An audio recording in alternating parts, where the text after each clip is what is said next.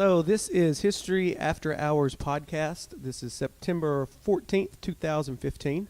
And my name is Kevin Pumphrey, and with me, and he will always be with me probably, is Mr. Ron Franklin. I started listening to different podcasts a few years ago because I drive for 45 minutes. So we talk in the hallways, and I just thought this would be a good podcast that maybe some students might want to hear us ramble on about certain topics. We were having really good discussions, and people were missing them because it was just between the two of us after school or in the hall or whatever.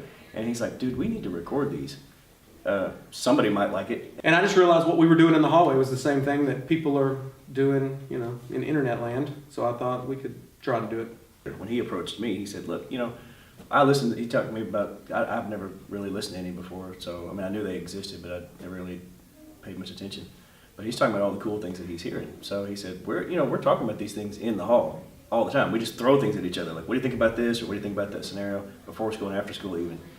And so I said, well, I guess that sounds cool. Let's try it. Let's try to see what happens. When we sat down for the first time, we weren't even really sure. We had a kind of a topics list, but we said, here's about what we want to talk about. Mr. Evans said I should download, or he downloaded for me, Audacity, which is just a recording software. And we plugged right in and tested the mics, and we just winged it for about 30 minutes. It went pretty smoothly. Both of us like to talk. We have to hear ourselves go. It's part of what we do. So it just was an extension of that. When I first envisioned this, I thought it would just be me and him in a vacuum, just rambling on about whatever like we do in the hallway.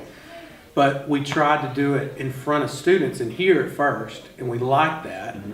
Then we moved it to the auditorium in front of students, and now it's become student-driven. The students come with the questions and then listen to us ramble on, and I think that's where we hit on something, that next level. I think it's pretty interesting. It's pretty cool how they talk about different things that you probably would just be asking yourself on a daily basis, like what would happen if Trump took over the world, or what would happen if the Nazis defeated the U.S. We initially started on Twitter where they could tweet us questions, which is good, and some people did that, but that's when we were working isolated. But when we realized we don't even need that element of it as much as just have them live ask, and what they're going to ask about is stuff that's in the news, stuff that they hear their parents talk about, stuff that they're concerned about. And actually that's more fun because there's kind of an element of danger there because you don't know what they're going to ask. So if we've been preparing ahead of time about we want to talk about this or we want to talk about that, then we've kind of had a chance to get our heads wrapped around that. But if a student comes up and goes, hey, what do you think about, you're like, all right, what do I think about that? So there's it's that cool give and take. It's more of a conversation, which is really what we want it to be anyway. We both try to play devil's advocate. But right, and we try make to push kids buttons. just think. Yeah. And if we can get people thinking from another perspective maybe they've never looked at, that's kind of the goal. Mm-hmm. Because so many students, especially when you're 16, 17, you've only heard one side of an argument that you just think that's the way it is. And if we can ever flip them around to look at the other side, well, that's then you've done it. Then you've had them examine something from both angles. You're not trying to convince them, you're just trying to get them to think about something in a more well-rounded way, which is an enlightening process, really. I think it's interesting. It's nice for a podcast to talk about those subjects. And I think as we keep doing this consistently, I think students are going to feel more comfortable talking and asking questions. The last time we did it in the auditorium, we had a mic that students could come up to, ask their question, and then we could ramble on, and we would do it as much as we could. We would ask as many questions as we could in 30 minutes. That might be the next level, is let kids have some feedback on it, have somewhere where they can talk about what they heard and what they think about it. I understood that they brought in different people, such as teachers, students, etc., to give a different perspective.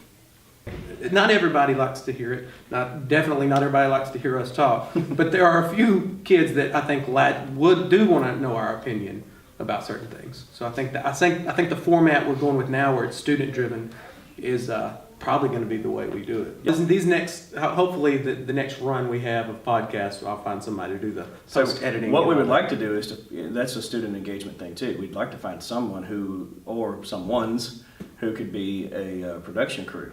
How about, don't we have a broadcasting? Don't we? Seems like.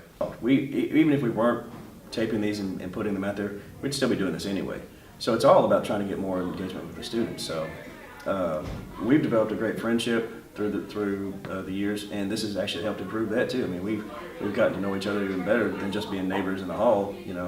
Traveling around the world now together. And then traveling, yeah. So I'm glad that he brought it up. I've had fun with it, and I hope it continues. Listen to the podcast. Follow our Twitter feed. Encourage other people to listen. At History Hours PC. All right. Well, this is History After Hours podcast, episode 1. And yeah, we'll check back with you later.